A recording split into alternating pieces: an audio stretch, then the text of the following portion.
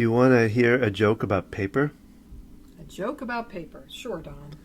Oh, never mind. It's terrible. Yeah, that was terrible. Oh, the bank robber took a bath after a heist. Did you know? No. He wanted to get a clean getaway. Those weren't so good. It's Gina And Don. with Focused Healthy Family sharing Tuesday Tips, our short podcast that we air with a little helpful tip for parenting. Every Tuesday, of course. Yeah. The tips are on Tuesday Yes. in our podcast. Unless we have tips for dinner. With a little bit of mushrooms Today, and we're talking about a checklist. I do not like the word checklist. Oh, you know? No, because that implies things we've got to get done and things you've got to check. We're Ah. talking about helping empower our kids to get their daily things done. Ah. So, do you find yourself saying, "Pick up your room. You need to get your homework done Brush for your school. teeth. Put your things away. Come when you get your food." home." Do the dishwasher. And you're like saying it over and over again, and your child is getting older and older. They're 7, they're 8, and you want them to be able to wake up and like do the things they need to do without you having to tell them. And if you're always telling them, well, then they have no motivation to do it on their own because they know you're going to let them know what They're need going to to do. remind them. So how can we change this up a little bit? What can we do? I don't know, Gina. What can we do? So for our oldest, who liked checklist, his brain works like yours, we wrote down the routine. And you can have fun with this. You could use a chalkboard, a wipe-off board, laminate something, use a wipe-off marker with the things that they need to get done. And then they can, if they're able to read, they can see it and they can mark it each day that they've done it with computers and... Well, I got for myself, I set an appointment at 7 o'clock every morning, and it's my task list, and it has, some days have things that are just continue on it's normal. So you could set up for your child, if they're big on computer, they can get on their calendar, they have So what is on your list at 7 a.m., Don?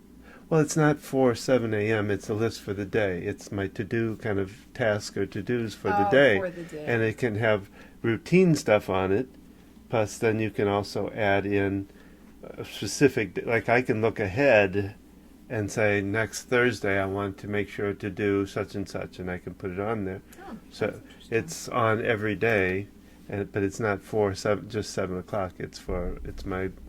I use 7 o'clock because I haven't usually have appointments at 7 o'clock in the morning. I was wondering if it said get up and exercise and stretch and meditate, because those are the things you're typically doing at 7 in the No, morning. I don't, because I don't look at my calendar till after I do those. Those things.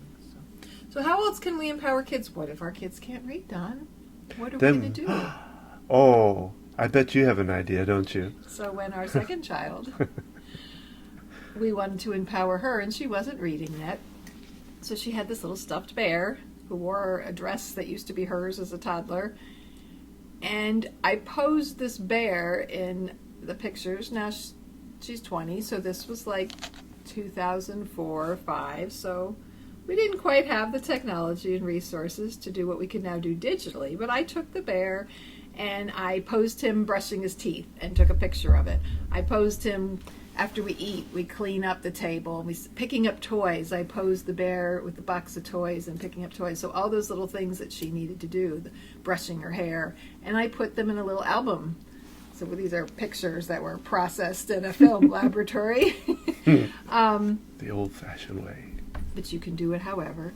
And so that was her routine. She looked at the book and the pictures, and it showed her what she needed to do.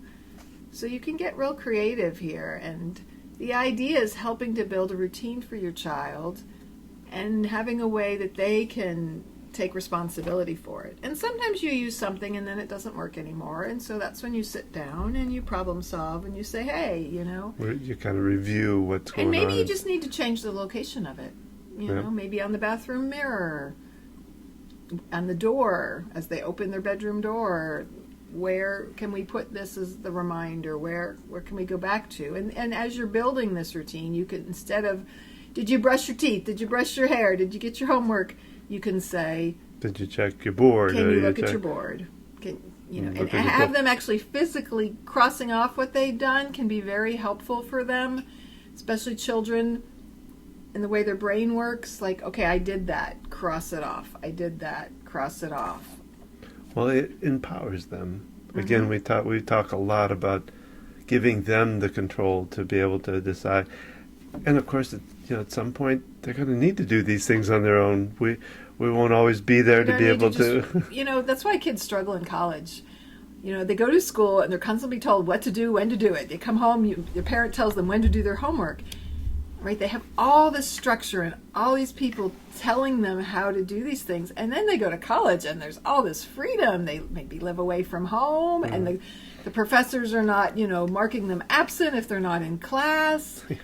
And a lot of kids fail their freshman year because of that. They have been so trained to do what they are told and to follow rules and instructions that they don't have their own initiative to learn these skills. And so why are we waiting till they're in college? Well, it goes to your point of who are they going to follow then afterwards, and what kind of groups might they get into, and all that kind of stuff. To make their own decisions and for themselves, even get themselves ready,